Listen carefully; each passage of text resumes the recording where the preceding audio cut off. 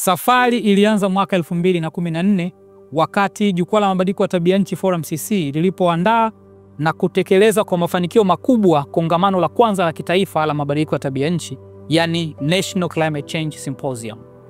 Kadiri siku zilivyokuwa zikisogea, mvuto ukaongezeka, kongamano likashika kasi na idadi ya washiriki ikawa imeongezeka, na hadi kufikia mwaka 2024 takriban Watanzania 1600 wamekwisha shirikishwa katika kongamano hili na kunufaika kwa namna moja au nyingine.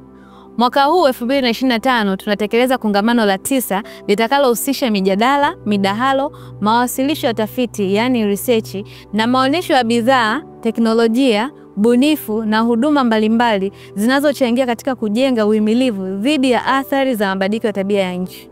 Ungana na Forum CC kwa kushirikiana na Action Aid, Save the Children, Pingos Forum pamoja na WATED katika kuandaa na kutekeleza kongamano hili litalofanyika katika ukumbi wa mikutano wa kimataifa wa Mwalimu Nyerere ulioko jijini Dar es Salaam. Kongamano hili linategemewa kufanyika Juni 17 hadi 18 mwaka huu, ambao linategemewa kuhudhuriwa na washiriki zaidi ya 200 kutoka ndani na nje ya nchi. Karibu sana.